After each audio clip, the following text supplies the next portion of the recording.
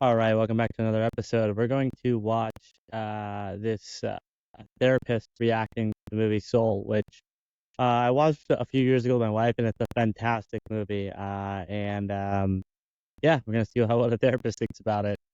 Creating your why, creating what's your purpose. And part of it is realizing, even if I don't have that, even though I'm still searching for that, I don't need to wait for it to live. I'm just going to go ahead and say it right now. Because I identify so strongly with Joe, we're going to get a lot of this as we go along. Hello, and welcome to Cinema Therapy. I am Alan Seawright, professional filmmaker, and I need therapy. I'm Jonathan Decker, licensed therapist, and I love movies. What do we got today, brother? I'm going to have you react to a film. I love therapist reacts. These are fun. This is probably our most requested film ever. Yeah. Soul. Okay. Pixar's Soul. Sorry, I thought it was Troll 2, but I'm super excited. That's number 2. That's Yeah. our second most requested video ever. Everyone loves Troll 2. Oh, Soul, this is fantastic. It's a really great film. So I watched it Christmas Day when it came out. Mhm. I think I was tired because Christmas with kids is like, it's a lot. Yeah. And I liked it. Yeah. I liked it a lot. And then I rewatched it a couple days ago to prep for this. And it destroyed me. I am a husk of a man now. I am ruined. Before he was just a husky man. If you haven't seen this film, you should watch it. Pause this and watch the thing and then come back. You can watch it on Disney Plus or using our link down there to rent or buy it. We get a little kickback, which will make us feel nice. So I had a similar experience. Nice. To me, it was overhyped. I watched it once. I'm like, oh crap, they all want us to do this video, and I don't love it. I wasn't blown away by it. Right. And then so I actually went back and rewatched it, and it actually really landed for me the second time. So Yeah. kind of a similar experience. There's actually a lot. Some interesting characters. That is so funny because, yeah. So when I watched it the first time, I thought it was okay. I was like, it was all right, and then I watched it again a while later, and I was like, oh my god, this is a fantastic movie. So yeah, I actually had a similar experience. It's funny. But Character anyways. stuff. There's relationships. Yeah. All over the place. And life purpose, which is Life a purpose, which is a huge thing. My life was meaningless. big reason people come to therapy. Yeah. What is my spark? What is my spark? What is my purpose? Mhm. Are they the same thing? Spoiler. We'll find out. That's crazy that they, and I just assumed that guys playing piano, I just assumed, yeah, animators just did it themselves. They actually watched someone, the musician, play the piano and recorded the same motion. You come out of the zone and oop. Sorry, I zoned out a little back there. Joe Gardner, where have you been? I've been teaching middle school band, but on the weekends, You got a suit? I Get a suit, Teach. A good suit. Back here tonight. First show's at 9, sound check's at 7. We'll see how you do. I think one of our greatest fears is a life unlived, right? Oh, absolutely. A life unfulfilled, not leaving your mark, not making a difference, not actually living, like just kind of going through the motions. And Part of the reason why I'm doing this podcast. It's just, I always loved making videos, and I got away from it, and I want to capture that back because I was happy doing them. I didn't care if they were successful or not, and he's done that his entire life. And the cruel irony is the day, like he says, I can't die, not when my life has just begun. Just And he's halfway through his life. Yeah. You know? He just hasn't recognized it yet. And And as a middle-aged man with many unfulfilled professional dreams, I don't identify with that at all. I don't know why I'm laughing. I guess I'm laughing because you said it with such a roguish charm. Stop! What are you doing?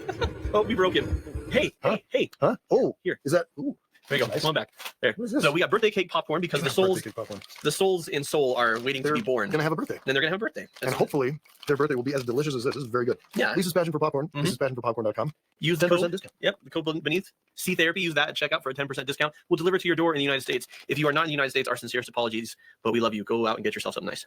Yeah. And so I look at 22 and I think of how many of us feel inadequate to tackle our dreams, and so we hold off, or we refuse to have dreams. Right. And we refuse to even explore what we could be passionate about because there's this ingrained belief that I'm going to fail at it. Yeah. Well, and if you refuse to have a dream, then you can't fail at it. Yeah. Yeah. It's kind of like if I feel like I'm going to fall anyway, then I'm not going to climb up the ladder because it's going to hurt more the higher up I am, and I'm Yeah. destined Yeah. to fail. And that's a limiting belief, and it's not based in reality. I don't care who you are.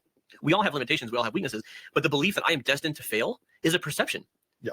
It's That's not true. Yeah, it's not true.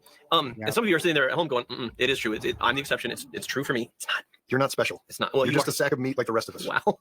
But to me, you're a special meat sack, worthy of love and adoration. Finely spiced. You adorable like a meat sausage. sack. You adorable meat sack. You. I remember I worked at a group home for at-risk teenagers. I do remember that. And I wasn't a therapist yet. I was a mentor. This is so much like mentorship of teenagers.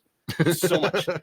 You know, I can I'm see older. I've got more experience. We're trying to help you learn how to do your homework, get an education, how to get a job, how to do this and how to do that. And so often there's apathy and bad attitude that is really masking a fear. Sure. Right. And usually when people have bad attitudes or when people are arrogant, they're masking an insecurity. Right. They don't want you to see it, so they're standoffish and try and push you away.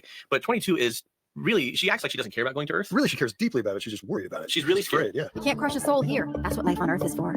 Very witty. She's really scared that it won't be worthwhile or that she'll completely bungle her experience. Right. And so it's like, I'm not even gonna try. I'm not even a mentor. Not a mentor. Yeah, that was a great explanation of the character relationship. Reverse psychology. You really are a good shrink doctor. You know, we're in this sad state that I identify with all too well as an aspiring artist. And one of the things that I love about this, and it's really subtle, I didn't pick it up the first time I watched the film.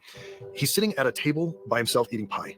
And it looks so sad and pathetic in this sweep of everything that we're seeing. Do you remember when we come back to it at the end of the film? The pie? The pie.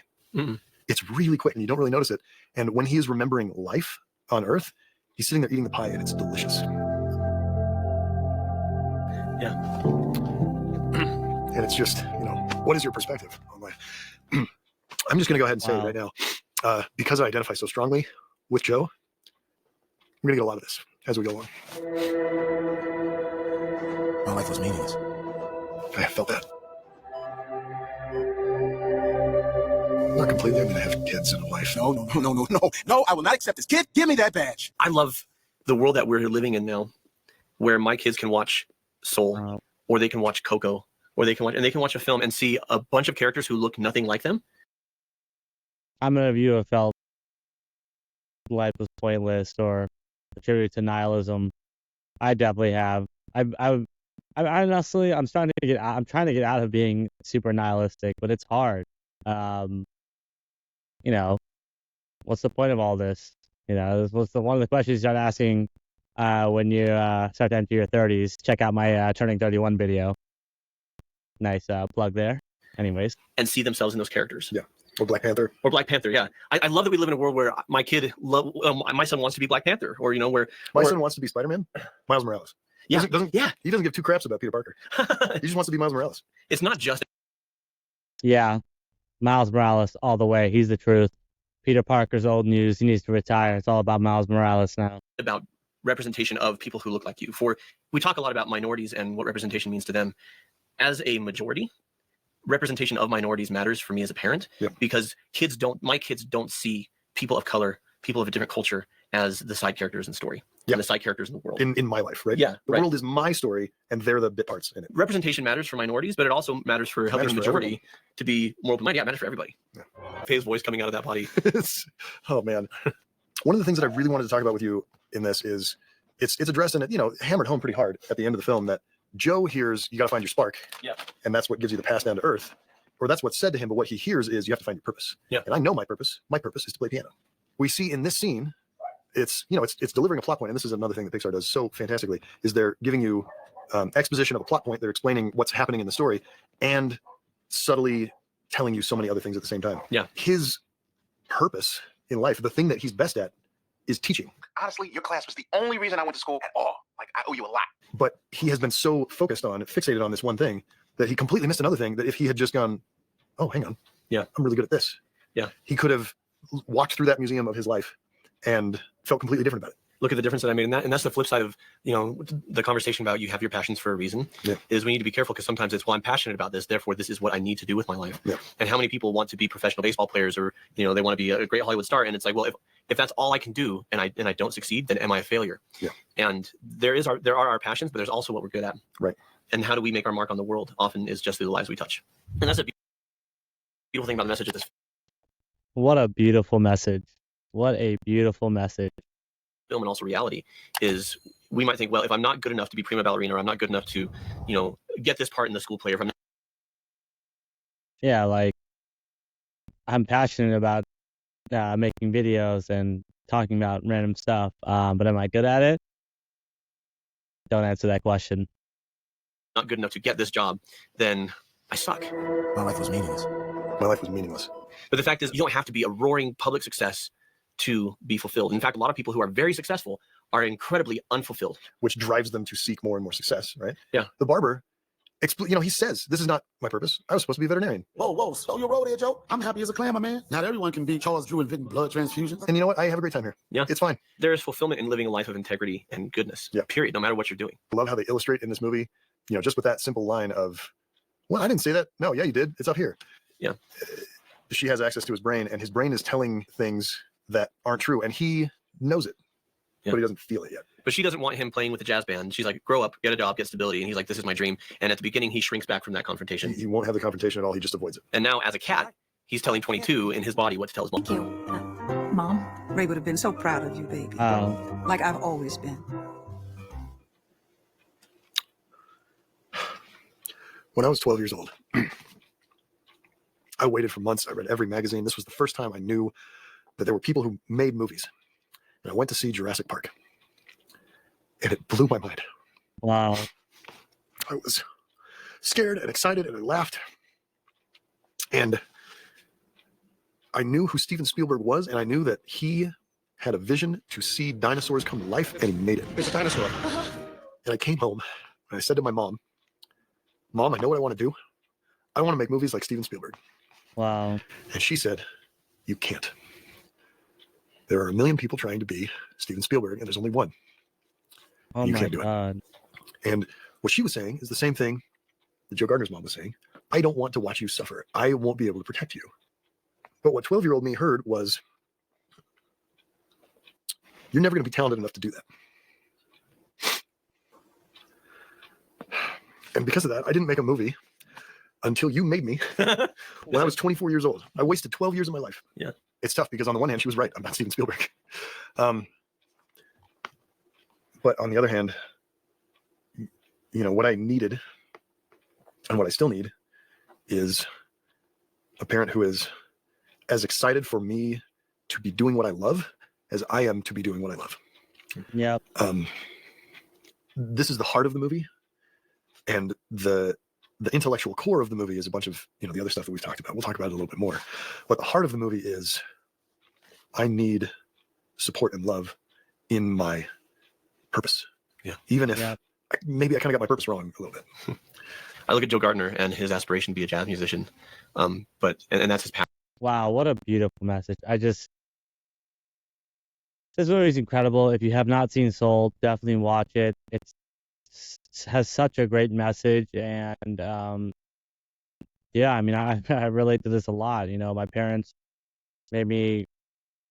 I mean, I was influenced heavily by my older brothers to just pursue, and my parents to pursue something that paid well. So I always went towards like the math, business, math, science, always toward that side. But I never really explored the arts, which is where I really actually like doing stuff. I like creating videos. I used to create old music videos for wrestlers when I used to watch wrestling growing up. And that was like one of my favorite memories that me and my brother made videos for wrestlers. And yeah, I'm trying to, you know, recapture that hobby that I loved when I was a kid. That's why I make these videos. Anyways, back to the video. Passion, but his talent is in teaching. Yeah. I mean, I don't think what we're doing here is your sole purpose for being on this planet or the sole mark you can make on the world. No, definitely not. But I do know that what we do on the show, and specifically you doing what you've been doing this episode and so many episodes, it's been healing for so many of you, that he is vulnerable and raw and real. And you are making a difference and making a mark by showing people that it's okay to feel, that it's okay to own imperfection, that it's okay to be afraid, and that it's like, to step into your power as a healer. There's clearly a drive in you to do something that lifts and to do something that helps, because life sucks. Life is hard. And to give something that pulls people up and helps people out, and you're doing it now. I'm not saying this is it. You've arrived. Hey, here we are. From where I sit, and you may feel differently from where I sit, if that were true, it's still pretty awesome because you're making a huge mark. Well, thanks, man. And thank you all for crying with me. Seriously, I say that kind of jokingly, but kind of not. Thank you. This is your brain when you're struggling to focus. And this is your brain when you're in the zone. Music, I know it is. I have always been a very purpose-driven person. I have a mission, right? I have a thing that I am supposed to do on this planet. The meaning of life, when you're searching for a meaning of life, the meaning of life is life. Be good at a thing, be bad at a thing. It's all part of it. Yeah. You know, therapeutic things to see. And even if you're stuck in one place, the whole breadth of human experience and knowledge is available to all of us. You know, we live in the age of the internet. Like it's all. If you have one of these, you can. That's everything. Yeah. It's everything humans have ever done. Yeah, you can pull it up right there. The purpose of life is to live it. Candidly, my initial pass by Soul, I felt it was overhyped. And you know, you can go into a movie sometimes after a bunch of people have been talking about it, and it's never going to be able to measure up to just what everyone's saying. Right. There are times when you revisit a film. Love this film. It's brilliant. Yeah, you know. And like I say, people in life are like that too. We have to just appreciate what is and let go of what we wanted to appreciate what is. So your experience with Soul is the experience of watching Soul. My experience with life and people is like my experience watching Soul. Yeah. I'd say that's a pretty ringing endorsement for film. Watch movies. Tell them about our socials, Alan. Well, we've got them. They're at therapy_cinema on Twitter and I don't know Instagram. why I ask you to do it. Because you're a masochist. We're also on Reddit, r/cinematherapy, where we can Reddit each other. We can read it. Oh my gosh. So until next time, Julia Child wasn't successful until she was 49. And the Knicks lose again. And watch movies. Awesome. I have such a headache. Yeah. My head is aching. need I've to cried hydrate. so much today. This was our That was a great video. Yeah, that last part about living life for what it is and not having how I interpret it is I always have like high expectations when I'm attending events or something, and sometimes those expectations aren't met, and I get a little bit bummed out. But then I still have a good time. I snap out of it and I have a good time, and that was a key takeaway I had for that last part of the video. I have a problem with being more present, and in the moment, and I'm trying to work on that. And this was like a beautiful video to remind myself, and the movie to remind myself of to be present, to live life and enjoy every day of life. And I hope you had a similar takeaway and you enjoy life as well, and you find your passions, and they don't necessarily have to be your purpose in life. And I hope, I wish you the best of luck in finding your passions and living life and being happy. All right, this is Sammy signing off. Take care.